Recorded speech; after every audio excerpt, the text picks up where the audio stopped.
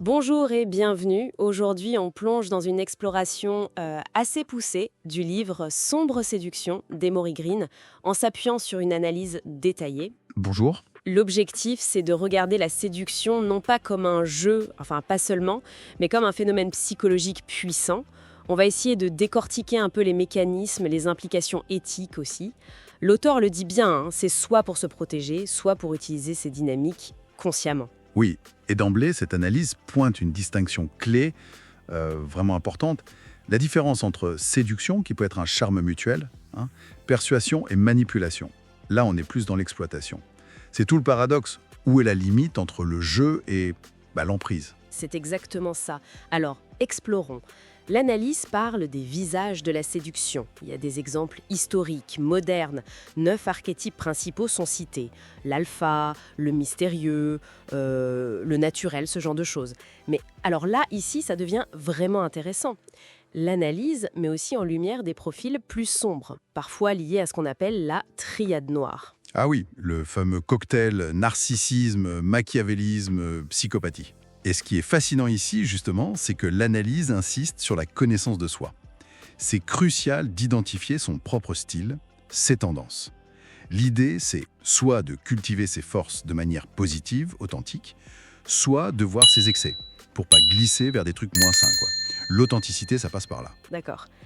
L'analyse détaille ensuite un processus, un modèle en 3 étapes, c'est ça? Hmm. Attraction, confort et séduction.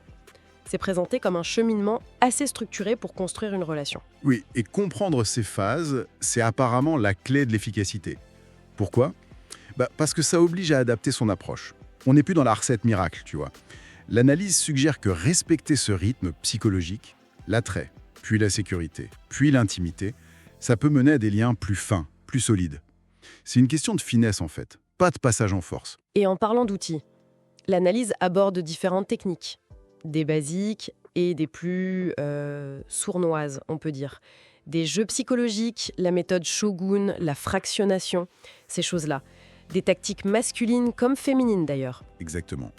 Et c'est là, précisément là, que l'éthique devient, mais alors absolument centrale. L'analyse le martèle. Les règles du jeu si on veut, consentement clair, continu, respect mutuel, poser ses limites, respecter celles de l'autre. C'est la base, non négociable. Et la mise en garde est sérieuse. Plus les outils sont puissants, et certains le sont, clairement, plus la responsabilité est énorme. Cela soulève une question importante sur les dérives possibles.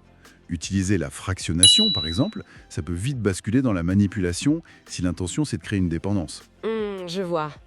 C'est délicat. Mais l'analyse ne limite pas ça aux relations amoureuses, si j'ai bien compris. Elle parle de séduction appliquée. Comment ces principes se retrouvent ailleurs? Carrière, vente, marketing, même au quotidien. Tout à fait. Si on relie cela à une vue d'ensemble, l'idée qui ressort, c'est que la séduction, quand elle est comprise comme une compétence relationnelle et débarrassée de ses côtés manipulateurs, ça devient un vrai atout. Maîtriser éthiquement, ça améliore la communication, ça aide à persuader positivement, à construire des relations plus saines partout. Donc pour résumer un peu les leçons clés de cette lecture. D'abord, comprendre la psycho de la séduction, c'est une protection et un levier. Ensuite, l'authenticité, via la connaissance de soi, les archétypes, c'est important. Le modèle attraction, confort, séduction, c'est une structure utile.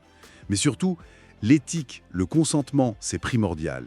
Il faut être prudent avec les techniques puissantes, voire sombres. Et enfin, tout ça, ça s'applique bien au-delà du couple. Alors, qu'est-ce que tout cela signifie au fond? L'analyse suggère que ce livre, Sombre séduction, c'est plus qu'un manuel de drague. C'est une invitation à développer une certaine conscience psychologique pour mieux naviguer nos relations. Être plus lucide. Et pour finir, peut-être une pensée pour la réflexion. Au-delà de nos histoires d'amour, comment est-ce que cette compréhension des dynamiques de séduction, d'influence, peut affiner notre regard?